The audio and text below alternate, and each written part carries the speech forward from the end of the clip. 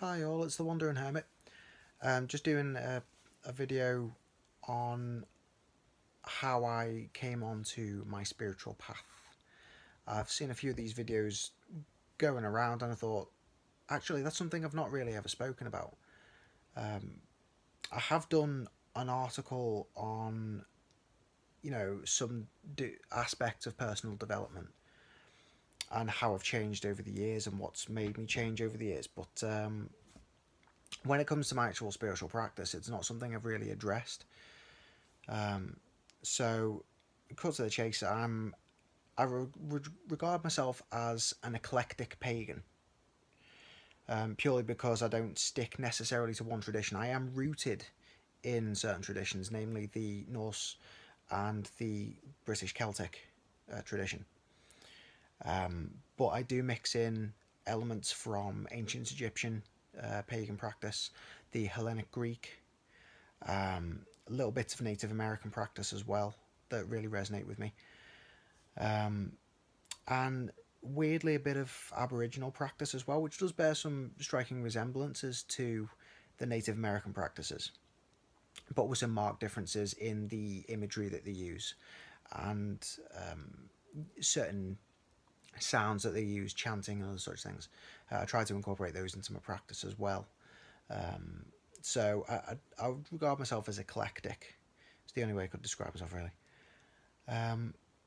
But when it comes to my actual practice, it's very simplistic, I think, at the moment, because even though I've had an interest in paganism for the last decade or so, I've not really been focused or sure of where I wanted to go with my path until the last 2 or 3 years or so.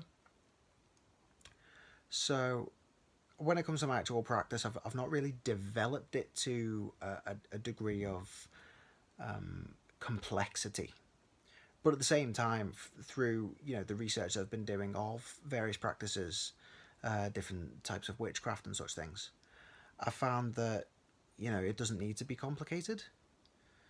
Sometimes the simpler the better, less is more, as it were. So I originally started on my path when I was about, I think my interest began when I was about 10 or 11 years old. I used to have this really big draw to the natural world, but where we lived, our house backed onto broad fields, and at the far end of the fields there was an area of woodland, and I used to go and play there quite often when I was about 10 or 11.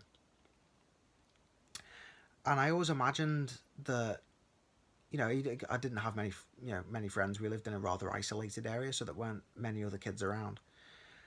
So oftentimes I'd play on my own, using my imagination, making things out of sticks and stones that I found lying around. But I'd have conversations with these, what I thought were just imaginary characters that I'd make up. But as time went on, I'd look back on those memories and think those conversations were real, because I would get answers in my head that wouldn't normally come from me. And I started to think maybe there were things in the woods that I was talking to, spirits or elves or fairies or whatever. And looking back, it was very picturesque, the woodland. There were loads of old tree stumps, like little rings of mushrooms and toadstools and clusters of bluebells and such things. It looked like a proper little fairy glen with this little babbling brook sort of flowing down the middle. It was a lovely little place. And the connection that I have to that particular area is echoed so much in pagan imagery, particularly the British pagan traditions, the Scottish and the Irish fairy lore in particular. So I've got a big draw to the fairy lore. Obviously, research into fairies reveals that our perception of fairies has changed a lot over the generations, with each culture that's kind of adopted it, it's changed again and again. Um, but I didn't see them as little sprightly things with wings back then. I did see them as actual beings, large sort of forces of nature, as if the trees themselves were talking. That I think is more in keeping with the original Scandinavian ideals of, you know, what you might call the Leshy in Russian folklore. Um, I knew they had a tie to the land and the people of the land, so in a way that kind of links to the Alpha of the Norse tradition. So I think that was my first introduction to paganism and the source of my interest in it. Naturally, I went through my early teens, like 12, 13, early 14, um, with not much interest in such things because we moved away from there into an urban area, became disconnected, and started mixing with more people who didn't have that tie to the land or to nature or any interest in that sort of thing. So my interest kind of dwindled, my connection dwindled. But then through a relative, their interest in Freemasonry got me interested in, you know, astrology and ancient cultures again. So that was my draw to the ancient Egyptians, to the Greeks, to the Romans, to their knowledge of the stars and how the stars mirrored that which was on the earth, with that's above, so below. Got me into alchemy through the works of John Dee and such things. Then through to Aleister Crowley and the Golden Dawn and Thelema law and everything else. That path, the sort of modern European occultist path took me down the rabbit hole a little bit. But that inevitably led me to Madame Blavatsky, her works on the ancient Egyptian rites, the ancient Celtic rites, and other aspects of that study led me to the likes of Lawrence Gardner, who talks a lot about British Celtic law. He talks a little bit about the Norse, but not very much. It's just that line of study, comparative theology, looking at the various mythologies and how they all have a common thread, and how they all influenced the monotheistic Abrahamic religions such as Judaism and Christianity. And my fascination with that really brought me closer to the indigenous tribal traditions, and then moving back to an area surrounded by greenery, where I was surrounded by nature, I felt that familiar pull to the earth again. But it was more in line with the dark aspect of nature, the thorns, the brambles, the rocks, the thunder and lightning, and the animals in particular, ravens. I've always loved wolves and bears, and my draw to those animals kind of was echoed in the Norse tradition again. Symbolically, those animals, spoke to me, and it kind of drew me in to the Norse tradition, and it still resonates with me today. I do feel very rooted in the Norse tradition. I think that's due to my heritage. There is a lot of suggestion that we do have Scandinavian heritage in our family, which then filters down through the Scots and the Yorkshire, Northeast English, and then down into where we are now. On one side of the family, the other side, there's a lot of Welsh and Irish in there, which then mixes in. So my two rooted traditions are the Norse and the Celtic. But my wife's family is a lot more diverse in their heritage. There's a lot of suggestion of Southern European Mediterranean practice, and her interest in that, I see a lot of correlations between Hellenic paganism and Celtic paganism.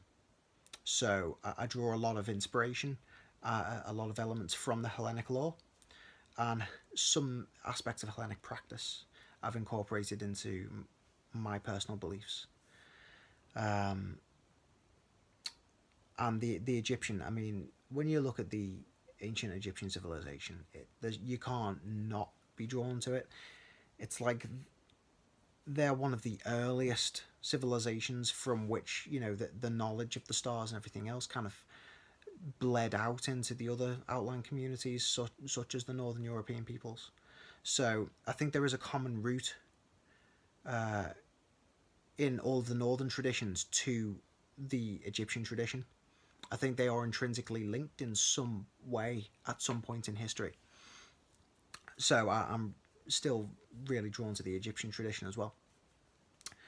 So that started when I was about 14, late 14, early 15. And that carried through with me meeting my wife at that time. We've been together for 11 years. So we've shared a lot of this journey together. In fact, a majority of this journey together we've shared. She's been a massive influence on my life. She's helped me through a lot of stuff, a lot of trouble.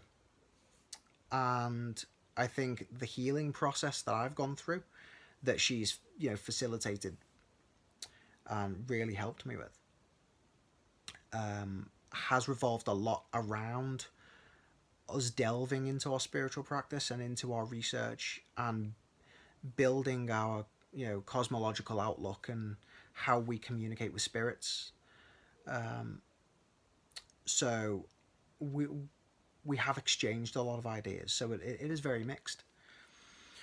But in the last 2 or 3 years, we've really settled in our new home, and it's, in a way, it's kind of like an ancestral home.